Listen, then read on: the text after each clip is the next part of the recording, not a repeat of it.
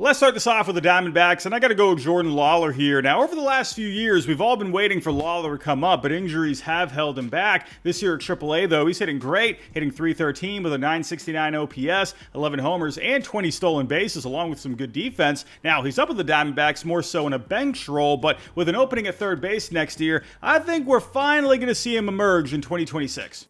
On to the Athletics, and I'll go with lefty Gage Jump. I feel like this isn't a name we hear too much of, but this year in the A's system, he's pitching really well. ERA just over a 3 with 10 strikeouts per 9 and under 3 walks per 9. Now, the majority of his starts this year have been at AA, but I think we're going to keep seeing him progress moving forward. He throws a ton of strikes with a fastball that has good life, along with some solid breaking stuff. Now, hitters have a hard time picking him up because of the deception in his delivery.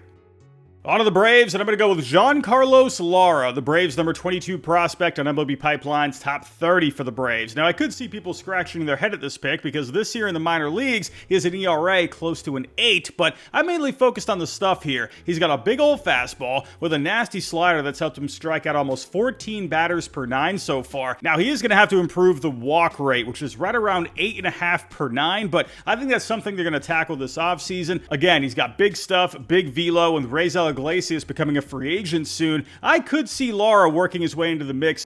On to the Orioles, and I'm going to go with Enrique Bradfield Jr. Now, after trading Cedric Mullins, that created more playing time in the outfield and possibly an opening for Bradfield next year. Now, this year, he did miss some time with a hamstring injury, but at AA over 50 games, he had .269 with a .393 on base while stealing 26 bases. Now, I think the Orioles are going to have to shake things up this offseason because they have a lot of position players, so I think that's going to create an opportunity for Bradfield next year.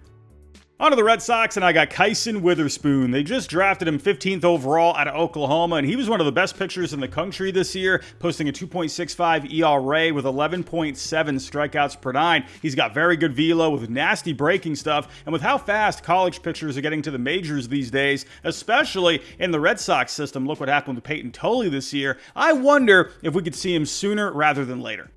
When it comes to the Cubs farm this year, we've heard a lot about Owen Casey and Moises Ballesteros, but one guy to keep an eye on for next year is Jonathan Long. He's had a great year down at AAA this year, hitting over 300 with an OPS just under 900, along with 20 home runs. Now, when it comes to the metrics, he does rank pretty low when it comes to the pull air percentage, but most of the other batted ball metrics rank very well, and he has solid plate discipline. Now, if Kyle Tucker ends up going elsewhere in free agency, I could see Long having a role for the Cubs next year.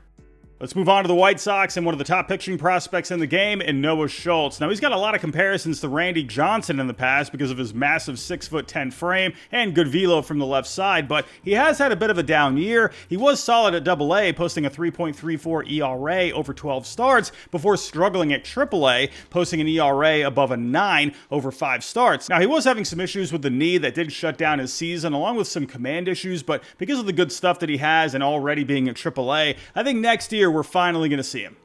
On to the Reds, and I got Sal Stewart here. Now, he's already debuted to the Reds, and he's raking to start off his career with 4 home runs over 14 games so far. Now, this is after a great season in the minors, hitting .309 with an OPS of 907, along with 20 home runs. He's also been an on-base machine in the minor leagues, and with his power, I'm excited to see what he can do in 2026. On to the Guardians, and I got Chase Delauter. Now, the one issue that's been consistent with Delauter over the last couple of years are the injuries, as he hasn't even played over 100 games combined over that time. But when he's on the field, you could definitely see the potential. He's got a big old frame, has very good plate discipline, and very good athleticism as well for his size. He's also produced, posting an OPS of at least 840 over the last 2 seasons, along with an on-base percentage over 370. He's also shown good power, hitting 15 homers over 80-plus games over the last 2 seasons, a 30 home run pace over a full season.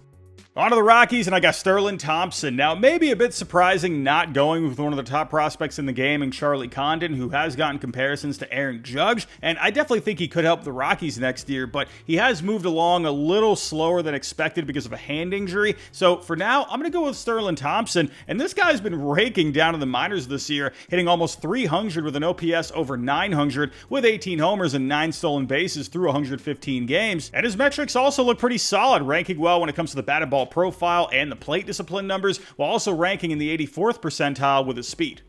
For the Tigers, I'm going to go with one of the top prospects in the game in shortstop Kevin McGonagle. Now, as of right now, he ranks number 2 overall on MLB Pipeline's top 100, and for good reason. He did miss time coming back from a broken hand this year, but over 88 games this year, he's hit .305 with a .991 OPS between A-ball and AA. Now, he walks more than he strikes out. He makes a ton of hard contact, shown by the 19 home runs over the 88 games this year. And with Gleyber Torres hitting free agency soon, I think there's a good chance that you're going to see McGonagle in Detroit's middle infield next year.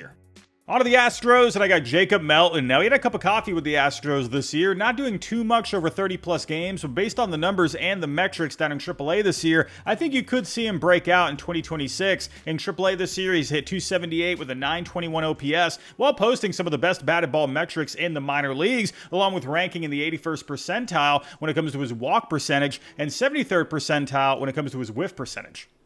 For the Royals, I got catcher Carter Jensen. Now, he's already been up with the Royals for a bit now after posting an OPS close to 900 in the minors, and he's been raking so far in Kansas City, hitting over 300 with an OPS right around 1100 through 10 games. Now, for next year, I could see Jensen getting more time at catcher because he is better defensively, and Salvador Perez could be more of a DH because of the good power that he has if the Royals do exercise the club option. But with Jensen hitting so well this year, I think he's going to be a big contributor next year.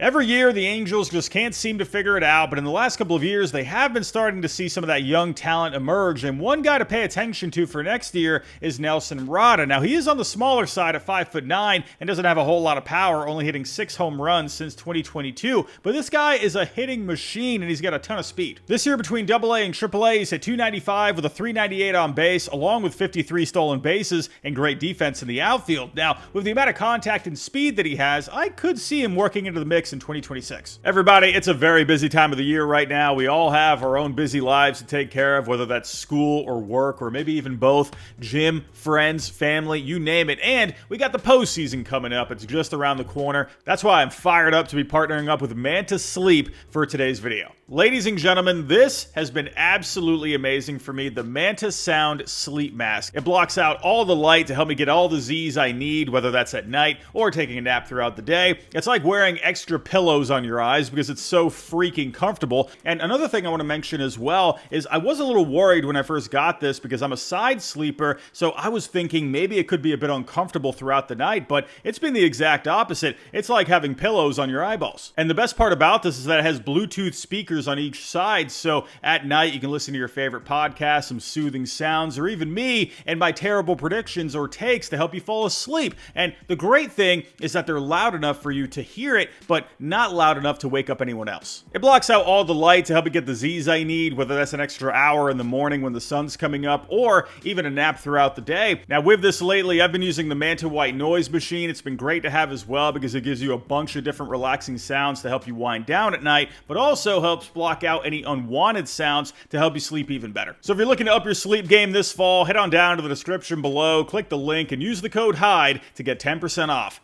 For the Dodgers, I'll go with Alex Freeland. Now, he has had a small cup of coffee with the Dodgers this year, playing close to 30 games. He hasn't done all that much, minus a couple of home runs, but I think there is a good chance that he contributes more for next year. At AAA this year, he did show a good all-around game, hitting .259 with an .817 OPS, 14 homers, and 18 stolen bases while playing good defense. His metrics at AAA also look pretty solid, shown with a good batted ball profile and plate discipline. Now, with the Dodgers infield a bit up in the air for next year, I could see Freeland getting a lot of playing time.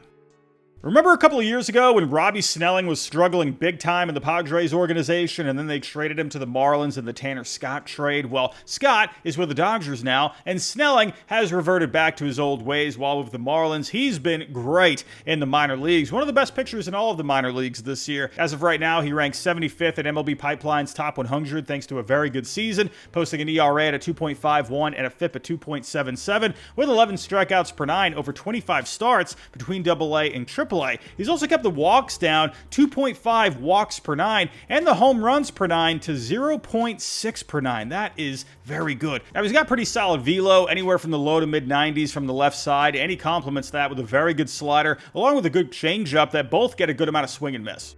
For the Brewers this year, it was Jacob Misarowski, but for next year, I say keep your eyes on right-hander Craig Yoho. Now, he's already pitched with Milwaukee out of their bullpen this year with mixed results, but down at AAA, he has a 0.99 ERA and 11.5 strikeouts per nine. His control could be a little bit better since his walks per nine are around a 4 this year, but this guy gets a ton of swing and miss, and funny enough, it's not because of the velo, because he sits in the low 90s. It's more so because of the insane changeup that he has. Now, when he was with the Brewers this year, he was averaging 49.3 inches of vertical drop on it, and among all pitchers that threw at least 100 pitches this year, the biggest vertical drop was 48.4 inches. Remember who else pitched for the Brewers not too long ago and had a filthy changeup? Devin Williams, and he turned out to be pretty good for the Brewers. I say keep your eyes on Craig Yoho for next year. For the Twins, I got Walker Jenkins. Now, there's a reason this guy's a top 15 prospect in baseball, and he's got in comparisons to Josh Hamilton. He's got a similar frame, and the numbers are pointing towards a very promising future. Now, at AA this year, this guy was raking, hitting .309 with an OPS over 900, which included an on-base percentage of .426, along with 7 home runs over 52 games. Now, he has been making some adjustments at AAA with his OPS only around a 700 over 20 or so games, but his expected numbers are still looking very good. And he's showing some very good batted ball data, and only 20 years old. Give this guy a bit more time, and I think we end up seeing him next year.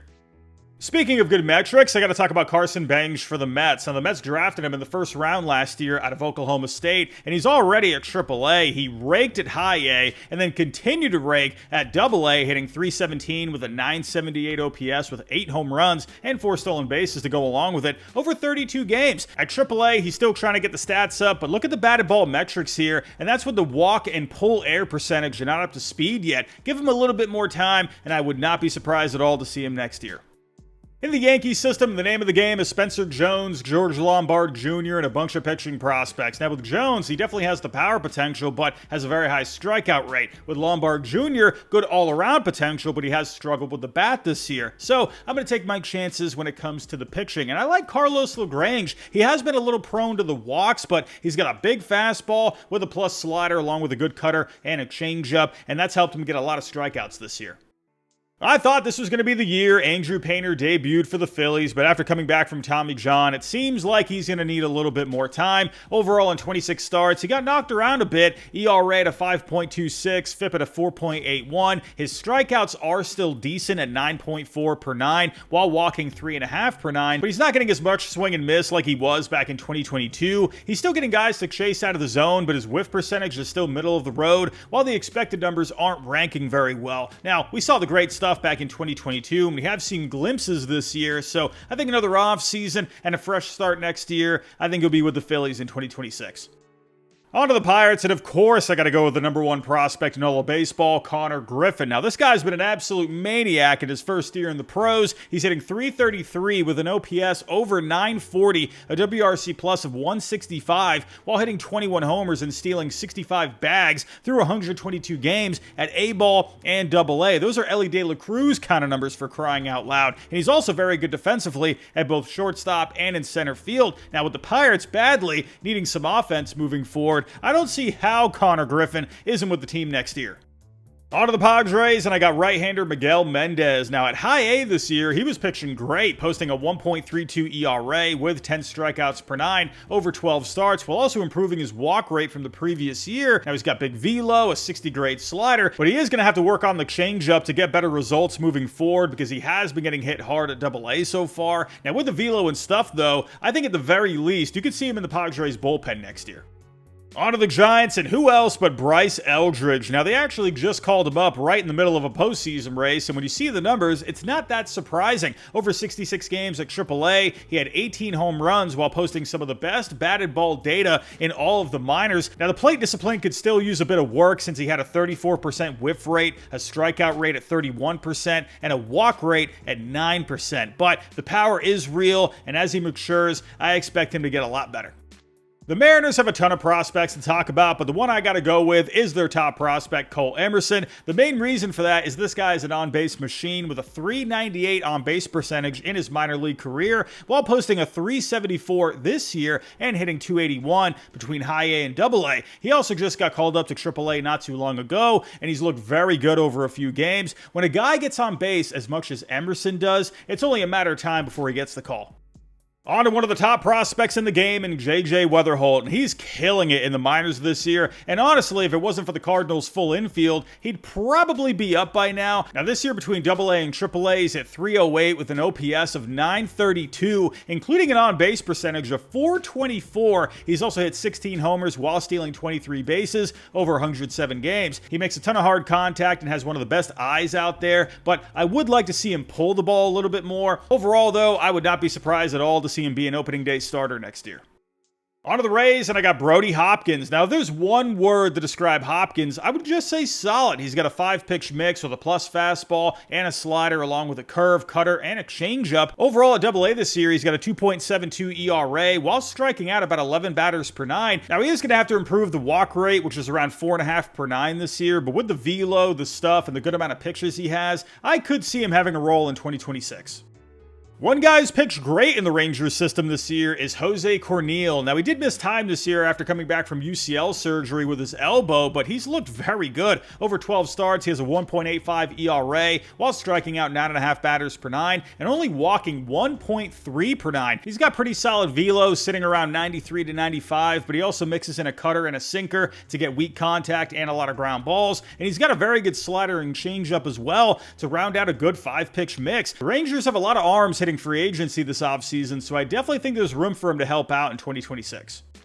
On to the Blue Jays, and I gotta go with the guy they just called up, Trey Yavage. Now, barring injury, I don't see a scenario where he's not in the rotation next year, especially with both Chris Bassett and Max Scherzer hitting free agency. Now, he was a first-round pick last year, and for good reason. This guy struck out 14.6 batters per nine this year with an ERA at 3.12 and a FIP of 2.52. Now, a big reason for that is the very good fastball that he has that sits in the mid-90s, but he gets good movement on it because of a high release point. He had a 100 stuff plus score on it this year, which would rank in the top 20 in the majors this year, and he's got a plus slider and a splitter to go along with it. Last but not least, for the Nationals, I gotta go with Susana. Now, I'm a sucker for velo, and Susana has a lot of it. He's got a 70 grade fastball sitting in the upper 90s most of the time, and he can pump it up over 100 when he wants, and he's also got a 70 grade slider. That's disgusting. Overall this year, he has 15 strikeouts per nine between high A and double A, while posting an ERA at 3.51. Now, he is going to have to work on the command because he walked over 5 batters per nine, but with the stuff that he has, the velo that he has, I think we're going to see him sooner rather than later. But everybody, those are my thoughts. Tell me what you think down below. Let me know some prospects that you're excited to see next year. But everybody, that's all I got for right now. If you can on the way out, hit that like button, subscribe if you're new, and I'll talk to you next time.